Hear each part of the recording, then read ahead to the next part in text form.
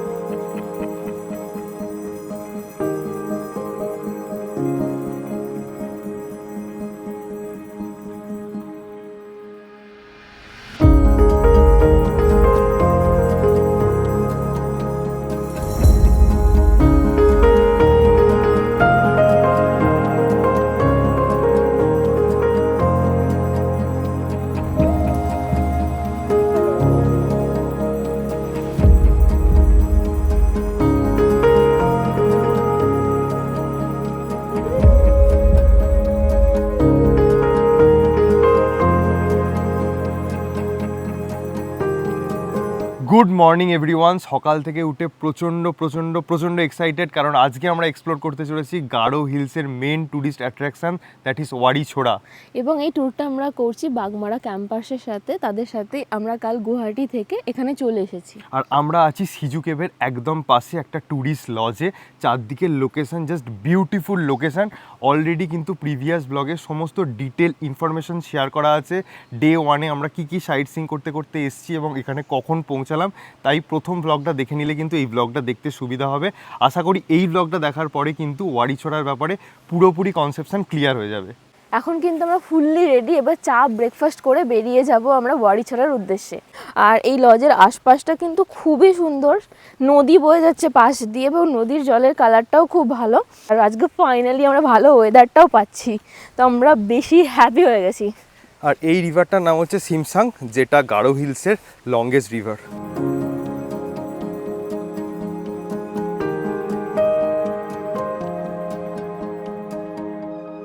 তো এটা হচ্ছে parking ground and this is our Bolero camper. আমরা এখন এতে করেই জার্নিটা করব। সো লেটস গো।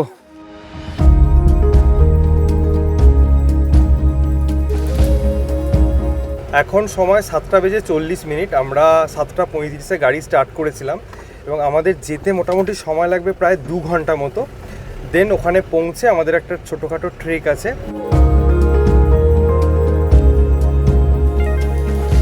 এই রুটে কিন্তু 10-15 মিনিট আসার পরই অফ রোড পড়ছিল, এখন আবার একটু ভালো রাস্তা। মাঝে মধ্যেই কিন্তু মারাত্মক অফ রোড পড়ছে, তাই এই রকম গাড়ি করেই এখান দিয়ে যেতে হয়। আর অফ রোডের এক্সপিরিয়েন্স আমাদের অলরেডি আছে, তো নতুন কিছু না এটা।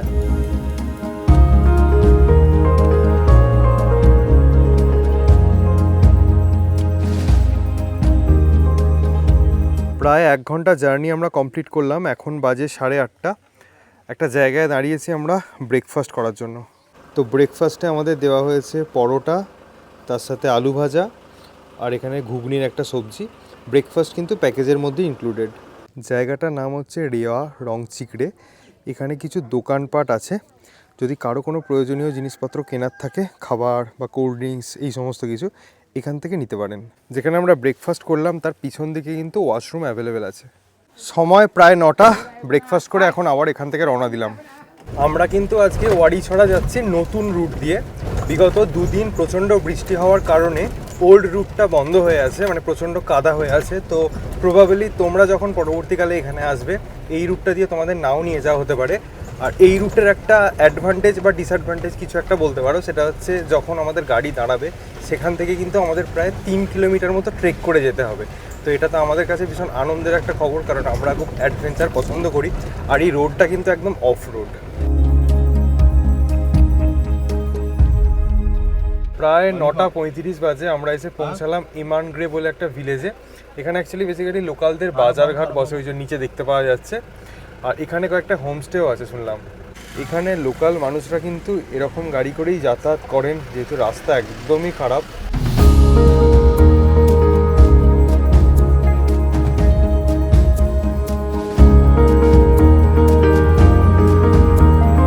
ঝকঝকে পরিষ্কার আকাশ, তার সাথেই অফ রোড, দুটোর একটা আলাদা কম্বিনেশন, আর তার সাথে চারদিকে সুপারি বাগান। এই পয়েন্টটা থেকে আরও নাকি অফ রোড শুরু হচ্ছে। আগেই বললাম অফ রোড বাইকারদের জন্য পারফেক্ট একটা লোকেশন এটা।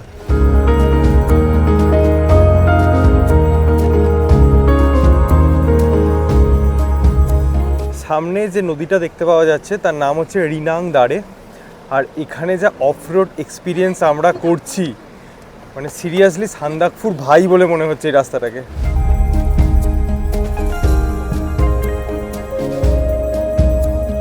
এখন বাজে এক্স্যাক্টলি 10:37। এই জায়গায় একটা ফলস আছে, বাট এখন আমরা দেখবো না, আমাদের ওয়ারি চড়ার জন্য লেট হয়ে যাবে। এখানে 2 মিনিটের জন্য গাড়ি দাঁড়িয়েছিল, আবার আমরা শুরু করব জার্নি। আমরা কিন্তু লজ থেকে বেরিয়েছিলাম 7:30টার সময়, আর এখন বাজে প্রায় 11টা। আমরা এখান থেকে 4 কিলোমিটার ট্রেক করে যাব। যেখান থেকে ট্রেকটা স্টার্ট হবে সেখানে কিন্তু ওয়াশরুমও আছে। এই ট্রেক রুটটায় কিন্তু এখন একটু স্লোপ আছে, আর যেহেতু গত 2 দিন ধরে বৃষ্টি হয়েছে, প্রচণ্ড কাদা। এই রুটটায় কিন্তু প্রচুর কাদা, জল, পাথরের ওপর দিয়ে আসতে হবে। ওয়াটারপ্রুফ জুতো পরে এলে ভালো হয়, অথবা স্লিপার বা যেগুলো স্যান্ডেল টাইপ হয় সেগুলো পরে এলেও কিন্তু হয়ে যাবে। রাস্তার প্রসঙ্গে একটা কথা বলে রাখি, আমরা নিউ রুট দিয়ে যাচ্ছি বলে আমাদেরকে ট্রেক করতে হবে 4 কিলোমিটার। যদি কেউ ওল্ড রুট দিয়ে যায় তাহলে কিন্তু তাকে ট্রেক করতে হবে 1 কিলোমিটার। এটাই কিন্তু বেসিক ডিফারেন্স।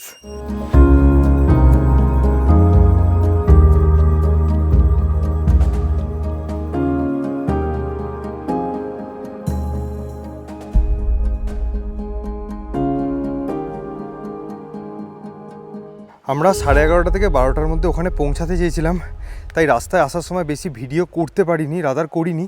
এই জায়গাটা একটু ডিফিকাল্ট লাগলো, তাই একটু শেয়ার করছি। পুরো রাস্তাটা এরকম আপ অ্যান্ড ডাউন, মাঝে মধ্যে সিঁড়ি বেয়ে উঠতে হবে, মাঝে মধ্যে পাথর আছে, আর কিছুটাই পথ বাকি। ওই দিকটাই হচ্ছে ওয়ারিছড়া। এখন বাজে এক্স্যাক্টলি 12:20। আমরা পৌঁছে গেছি, আমরা কোথাও দাঁড়াইনি, স্পিডে আসছি, আমাদের তাড়াতাড়ি আসার ছিল তাই। আর এখানে প্রচুর বাটারফ্লাই রয়েছে, একদম ঝাঁকে ঝাঁকে পুরো রাস্তা জুড়ে। তো দারুণ একটা এনজয় করতে করতে এলাম। একটু ডেঞ্জারাস ছিল মাঝে মধ্যে রাস্তাটা, বাট আমাদের যেহেতু যখন সানলাইটটা নিচে পড়বে তখন আসার ছিল, তাই আমরা কিচ্ছু না ভেবে জাস্ট নেমে এসেছি। ওঠার সময় কিন্তু চাপ আছে, যাই হোক আগে এনজয় করি। ওয়াও, এখানে কিন্তু আমরাই ফার্স্ট পৌঁছালাম। এখানে সব গাইড ভাইরা আছে, এখানে ও আমাদের বোটে নিয়ে যাবে, বোটম্যানেরা আছে, আর এখানে লোকাল মানুষরা এনজয় করছে। মাথার উপরে সূর্য, এখানে থাকার কথা ছিল যখন আসতে চেয়েছিলাম, বাট একটু লেট হয়ে গেছে। সো ফার্দার দেরি না করে চলো চলো চলো চলো। এক্স্যাক্টলি 12:30 বাজে আমরা স্টার্ট করে দিলাম। কত দিনের স্বপ্ন পূরণ হচ্ছে আমাদের। সত্যি কথা, আমরা যখন এর আগের বারে সাউথ ওয়েস্ট খাসি হিলসে গিয়েছিলাম, তখন আমাদের রিকোয়েস্ট করেছিল কোনো এক ফ্যামিলি মেম্বার, দাদা ওয়ারিছড়া চাই। তখন থেকেই আমাদের বাকেট লিস্টে ছিল, তার আগে থেকেই ছিল বেসিক্যালি। তখন আরও ট্রিগার করলো যে হ্যাঁ এবার তো ওয়ারিছড়া করতেই হবে, এবং তোমরাও আমাদের সাথে এক্সপিরিয়েন্স করো ভার্চুয়ালি ওয়ারিছড়া, মেঘালয়া। এই রিভার ক্যানিয়নের মধ্যে দিয়ে যেতে দুর্দান্ত ফিল হচ্ছে। প্রথমবার এরকম একটা এক্সপিরিয়েন্স হচ্ছে। ওপর থেকে ঝিরঝির করে শাওয়ারের মতো জল পড়ছে, মাঝে মধ্যে ওয়াটারফল দেখতে পাচ্ছি, এবং সূর্যের লাইটটা হালকা হয়ে পড়ছে। জানি না এক্স্যাক্ট কোন টাইমে এলে ডিরেক্টলি এখানেই সূর্যের লাইটটা পেতাম। একটা অদ্ভুত অনুভূতি হচ্ছে। এদিকটা অন্ধকার, আর ঠিক ওপরে উঠলে সানলাইটটা পড়ছে, দারুণ লাগছে দেখতে।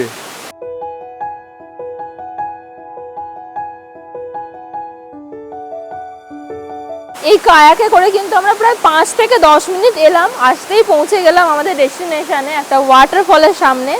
ওই দিকে রয়েছে। এখন যেহেতু বর্ষার পরে তাই একটু কম জল, বাট যথেষ্ট জল আছে।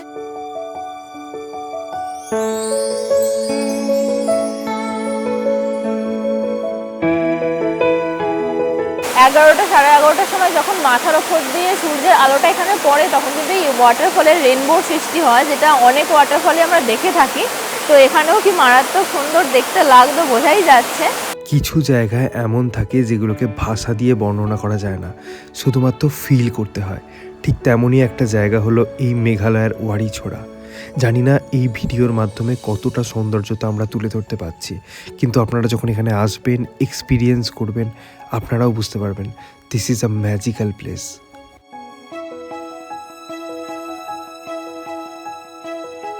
এক্সট্রা ড্রেস আনলে কিন্তু এখানে স্নান করা যাবে, একটু বেশ মজা করা যাবে। আর যেখান থেকে কায়াকটা ছাড়লো ওখানেও কিন্তু অনেক লোকালরা স্নান টান করছে, খুব মজা করছে। আর একটা কথা, আমরা এখানটা কিন্তু বোটে করে খালি পায়ে এসেছি, ওখানে আমাদের বুট খুলে রেখেছি। আর যে ট্রেকটা করে আমরা এখানে এলাম সেখানে কিন্তু যে গাইডগুলো আছে ওরা চপ্পল পরেই করলো, কোনো অসুবিধা হলো না। আমরা বুট পরে এসেছি, আমাদেরও কোনো অসুবিধা হয় না, বুট পরলে সুবিধাই হয়। আমাদের সাথে যারা ট্রাভেলার ছিলেন তারা জাস্ট এই এসে পৌঁছালেন। এখন সময় হচ্ছে 1:18। তো আমরা আবার রেডি হয়ে গেছি, এবার আমরা ওই দিকে যাব। 50 রুপিস পার পারসন দিলে কিন্তু যে কোনো বোটম্যানই নিয়ে যাবে। এখানে জলের ফোর্স কিন্তু মারাত্মক বেশি। আমাদের দাদা নেবে এরকম হেঁটে হেঁটে আমাদেরকে নিয়ে যাচ্ছে। এই দিকটা একটু অন্ধকার টাইপের, আর এখানে হালকা গায়ে জলও পড়ছে। পুরো ভিজে গেলাম আমরা এখানে। এই যে নদীর মধ্যে দিয়ে আমরা যাচ্ছি, এই নদীর নাম হলো রংডিক রিভার।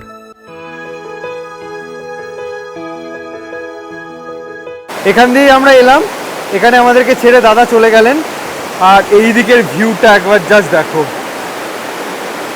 মনে হচ্ছে স্নান টান করি, ঝাপটাপ মারি, বাট সেই ঠান্ডা জল। ওয়ারিছোড়াকে কিন্তু ল্যান্ড অব দ্য 7 জায়ান্ট সার্পেন্টসও বলা হয়ে থাকে। কেউ যদি চাও একটু এক্সট্রা টাইম এখানে কাটাতে, তাহলে কিন্তু এখানে আসতেই পারো, কোনো অসুবিধা নেই। ওইখানে একটা ছোট্ট ওয়াটারফল আছে, ওখানটা কিন্তু আমরা পুরোটা ভিজে গেলাম। বাপরে, এখানে এলে কিন্তু অবশ্যই এক্সট্রা ড্রেস ক্যারি করতেই হবে। এক্সট্রা ড্রেসের থেকে বড় কথা, আমি যেরকম ড্রেস পরে আছি এটা সহজেই শুকিয়ে যায়, সুইমিং কস্টিউম টাইপের, ওরকম পরলে কিন্তু ট্রেকেও মজা, সোয়েট হলে প্রবলেম হবে না, ভিজে গেলেও মজা। আর সবসময় কিন্তু বোটম্যান পিছনে সাপোর্ট দেওয়ার জন্য বসে আছে। জলের স্রোত এরকম না, বেশি ওয়েট হলে না চাপ লাগছে এখানে, বাট এনজয়। যদি বড় গ্রুপে আসা হয় তাহলে কিন্তু একসাথে যাওয়ার জন্য এরকম ব্যবস্থাও আছে। আমাদের মতন অ্যাডভেঞ্চার প্রেমী মানুষদের কাছে ওয়ারিছড়াটা প্যারাডাইসের থেকে কম কিছু নয়। চারদিকে এত ওয়াটারফলস, দেখলেই মনে হবে বারবার ছুটে ছুটে আসি। আমরা কিন্তু 12:30-এর মধ্যে এখানে চলে এসেছিলাম, তখন কেউ ছিল না, আমরাই শুধু ছিলাম। প্রায় ঘন্টাখানেক পর থেকে টুরিস্ট আসতে শুরু করলো, এখন কিন্তু অনেকটাই ভিড় হয়ে গেছে। তাই ফাঁকা ভালো ফটোশ্যুট করতে চাইলে তাড়াতাড়ি আসতে হবে আমাদের মতন। এই ভদ্রলোক এইমাত্র পড়ে গিয়েছেন, খুব ব্যথাও হয়তো পেয়েছেন। এইগুলো একটু সাবধানে রাখতে হবে, মজার জায়গায় সাবধানতার কিন্তু জায়গায়। গাইড সবসময় হেল্প করছেন সবাইকে, বাচ্চাদেরকে কোলে করেও নিয়ে আসছেন গাইডরা। খুবই হেল্পফুল এরা, খুবই হেল্পফুল। এখন কিন্তু দুপুর 2:13, অলরেডি কিন্তু এখানে অন্ধকার নেমে আসছে। যত তাড়াতাড়ি এখানে আসা যায় ততই ভালো।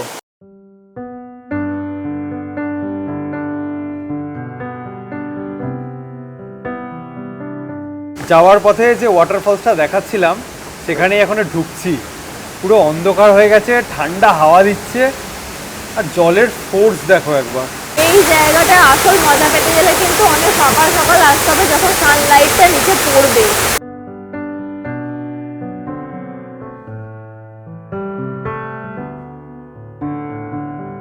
2:38, আমরা এখন এখান থেকে বেরিয়ে যাচ্ছি। এই যে আমাদের দুটো গাইড দাদা। আসার সময় রাস্তাঘাট সেরকম দেখাতে পারিনি, এখন যাওয়ার সময় একটু আইডিয়া দেব। এরকম উপরে উঠতে হবে। এখন এই জায়গাটা নামাটাও ডিফিকাল্ট ছিল, ওঠাটাও ডিফিকাল্ট, হার্ডেস্ট পার্ট এই ট্রেকটার।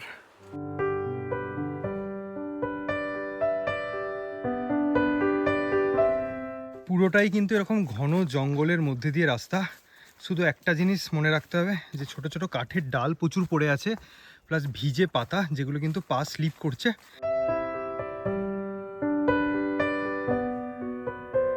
রাস্তা কিন্তু মাঝে মধ্যে উঁচু, মাঝে মধ্যে নিচু, তাই ভালো হাইকিং শ্যু বা ট্রেকিং শ্যু পরে এলে খুব ভালো হয়।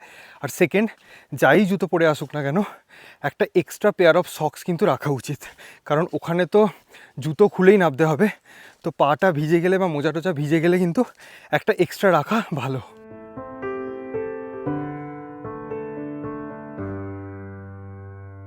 শুরুর কিছুটা রাস্তা একদম স্টিপ, তারপর কিন্তু এখন যেটা দেখা যাচ্ছে একটু হালকা ডাউন অথবা হালকা একটু আপ এরকম।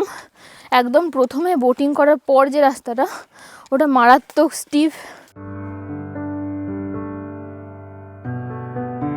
মাঝে মধ্যে এরকম ভিউও আছে। ওয়েদারটা আজকে দারুণ সাথ দিয়েছে আমাদের, থ্যাংক ইউ ভগবান।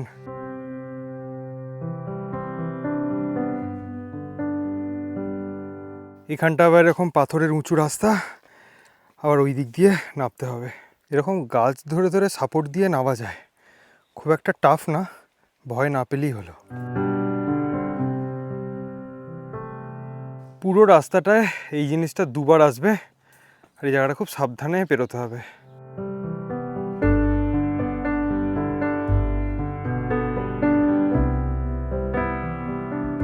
এখন বাজে 4:30, সানসেট হচ্ছে, আর চারদিকের ন্যাচারাল বিউটিটা কিন্তু দারুণ। রাস্তায় যাওয়ার পথে এখন গাইড দাদা পান পাতা তুলছে, এখানে একটা পান গাছ হয়ে আছে, আর চারদিকটা প্রচুর সবুজ।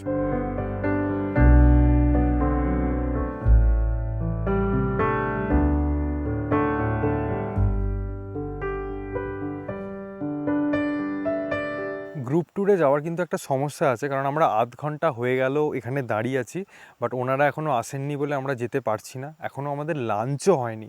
আমাদের আজকে সাইট সিইং পয়েন্টসের মধ্যে কিন্তু জাদেসিল ফিশ স্যাংচুয়ারিও ছিল, কিন্তু আমরা মনে হয় না এখনও যেতে পারবো বলে।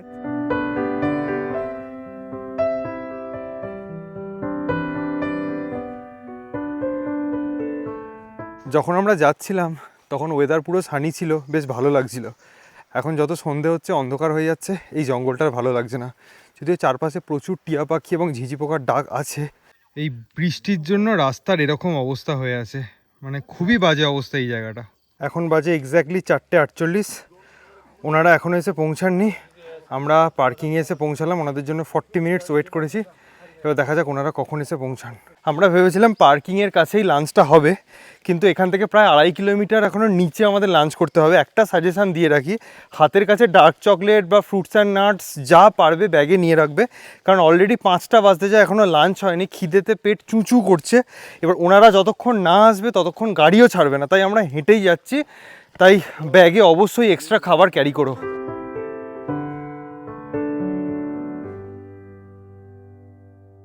প্রায় 20-25 মিনিট হেঁটে আসার পর আমরা একটা হোমস্টেতে এসে পৌঁছালাম, যেখানে আমাদের জন্য লাঞ্চ রেডি করা হয়েছে। আমরা লাঞ্চ করব, তার আগে আমরা একটু ড্রেস ফ্রেসও চেঞ্জ করে নিলাম। এখন বাজে প্রায় 5:10, ওরা কিন্তু এখনও এসে পৌঁছায়নি।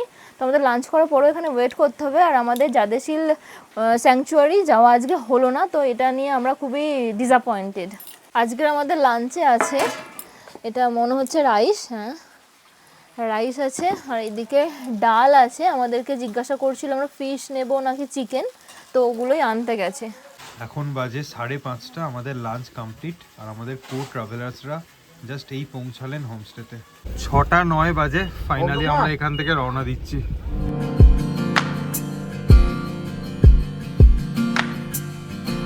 এক্স্যাক্টলি 8:27 আমরা ফাইনালি লজে এসে পৌঁছালাম। গুড মর্নিং, বাগমারা ক্যাম্পাসের সাথে আজকে আমাদের ডে 3। আজকেও টুকটাক সাইট সিইং করে আমরা গুয়াহাটি যাব। আর কালকে এসে যেহেতু টায়ার্ড হয়ে পড়েছিলাম, তাই আর ব্লগ করা হয়নি। একই ডিনার ছিল আগের দিনের মতনই, তাই দেখাইনি।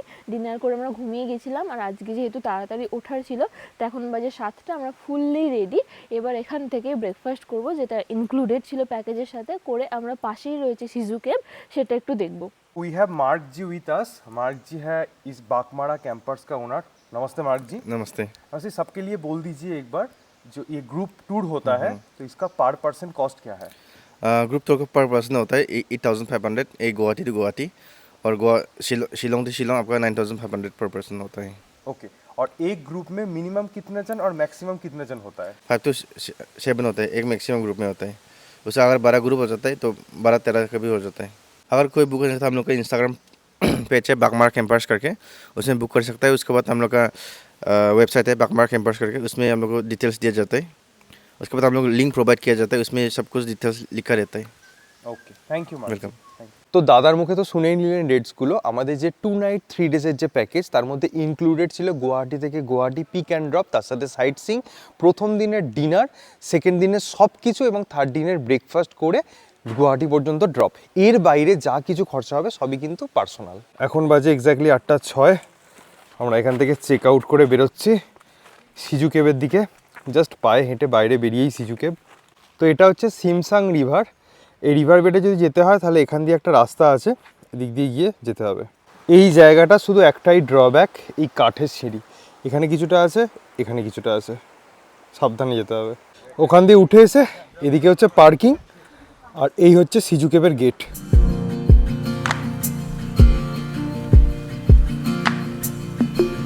সিজু কেবের এন্ট্রি ফি যেটা 50 রুপিস পার পার্সন এবং গাইড চার্জ যেটা 300 রুপিস, সেটা কিন্তু এই প্যাকেজের মধ্যে ইনক্লুডেড। আর সিজু কেবে ঢুকতেই যেটা চোখে পড়লো সেটা হচ্ছে অ্যাডভেঞ্চার স্পোর্টস। এই জায়গাটা একটা ওয়াটারফলসের মতো আছে, এখান দিয়ে সোজা বেরিয়ে যাচ্ছে।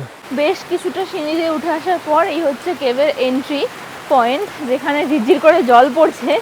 বুঝতে পারছি না গেলেই ভিজবো কিনা। আর এখানে কিন্তু আমাদের বলা হয়েছে স্লিপার পরে এবং হাফ প্যান্ট পরে আসতে, যেহেতু আমরা ফুললি রেডি এবং আমরা চেক আউট করে ফেলেছি, তাই ওটা পারছি না। একটুখানি গিয়ে দেখি কি আছে। এই সিঁড়ি দিয়ে এরকম নেমে আসার পর এদিকেই হচ্ছে কেভ। আর যেহেতু বলছিলেন স্লিপার বা স্যান্ডেল পরে আসতে এই জলটার জন্য, যতদূর দেখতে পাওয়া যাচ্ছে পুরোটাই কিন্তু এইরকমই। গারো হিলসে অবস্থিত এই সিজু কেভ কিন্তু India's one of the largest limestone কেভসও বটে।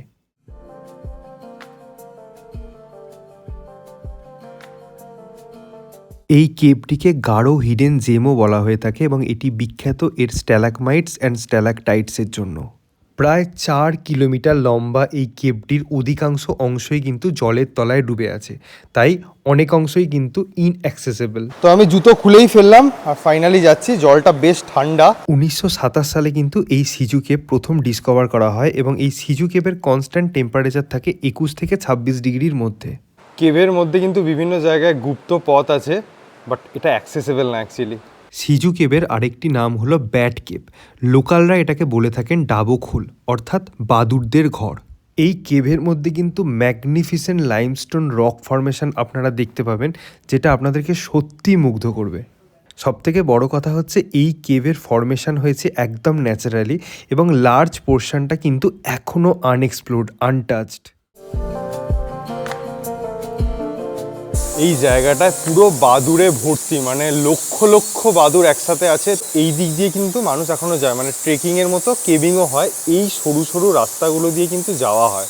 এই পাথরটাকে যদি ভালোভাবে লক্ষ্য করো তাহলে দেখবে একটা লায়নের মতো ফেস আসছে।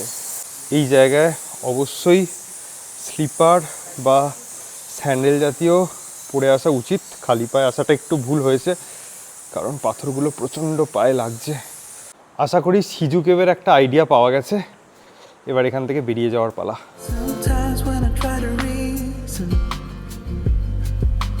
একটা কথা বলে রাখি, এখানে কিন্তু এয়ারটেলের একদমই জিরো টাওয়ার। জিওটা ভালো চলছে, তাও রাস্তাঘাটে একটু প্রবলেম করেছে। হোমস্টেতে জিওটা ঠিকঠাক চলেছে। সকাল 9:20 বাজে আমরা এখান থেকে রওনা দিলাম গুয়াহাটির উদ্দেশ্যে। রাস্তায় যাওয়ার পথে একটা দুটো পয়েন্ট পড়লেও পড়তে পারে, ডেফিনেটলি শেয়ার করবো। 5 মিনিট ড্রাইভ করার পরে আমরা পৌঁছালাম রংচাং রক ফরমেশন। এখান থেকে 150 মিটার হাঁটা।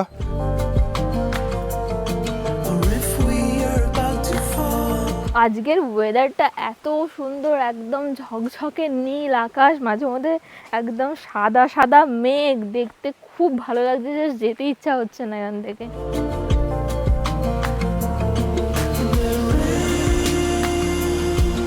মাটি পাথরের রাস্তা, মানে সিঁড়ি টাইপ করা রয়েছে, যেতে হবে।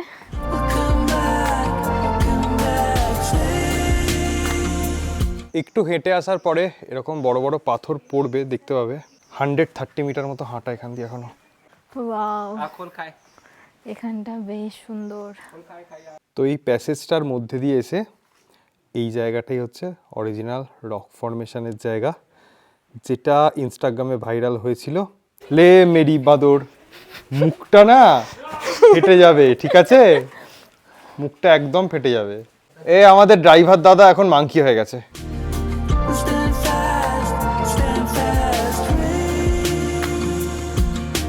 লেটস গো ইয়েস একতা টাইগার চলো।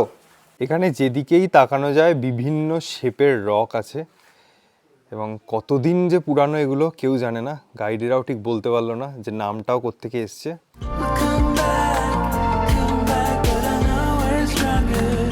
এই জায়গাটা দেখতে কিছুটা ইন্ডিয়ান ম্যাপের মতো লাগছে, কারা কারা বুঝতে পেরেছো কমেন্টে জানাও।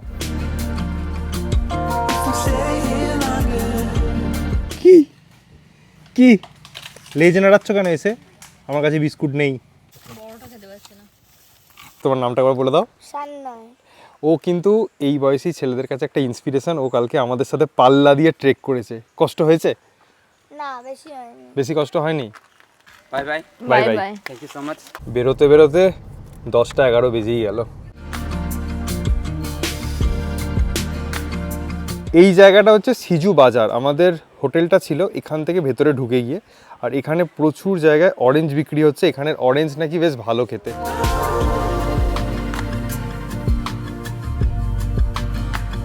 ওয়াটারফলস ছাড়াও কিন্তু মেঘালয়ে আসার আরেকটা বড় রিজন এই লাস গ্রিন অরণ্যগুলো।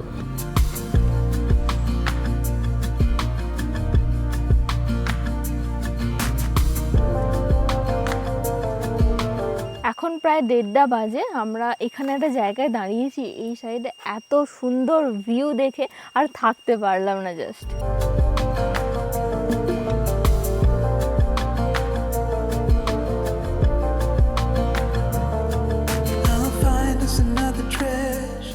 আমার এক্সপিরিয়েন্স মডারেট, কিছু ভালো দিক আছে, কিছু অতটা ভালোও নয়।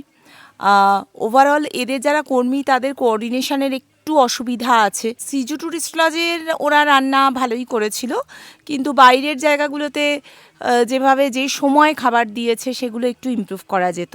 ওভারঅল ওয়ারিচোরা ওয়াজ রিয়েলি গুড, কিন্তু সামথিং আমি বলবো যে এখন ইনস্টাগ্রামের দৌলতে বা ভালো ক্যামেরার দৌলতে যতটা অসাধারণ আউটস্ট্যান্ডিং ভিডিওগুলো বা শর্ট রিলগুলো দেখে এসেছি, ঠিক অতটাও আমার চোখে ধরা দেয়নি।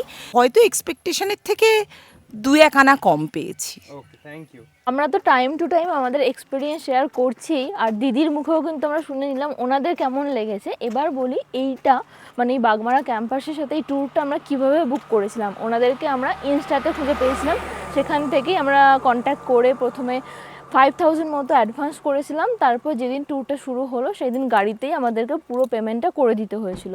জাস্ট ফোন বা ওদের ওয়েবসাইট বা যা কিছু কন্ট্যাক্ট ডিটেলস আছে সেখানে ওদের সাথে কন্ট্যাক্ট করলেই কিন্তু এই ট্যুরটা ইজিলি করা যাবে।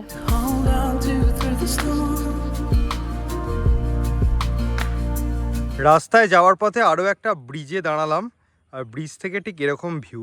2:08 যাওয়া যাক।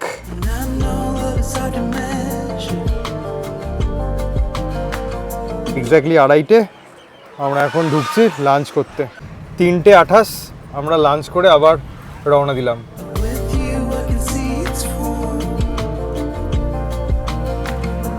এদিকে হচ্ছে গুয়াহাটি এয়ারপোর্ট, আর এখন টাইম হচ্ছে 5:40 আমরা ক্রস করছি।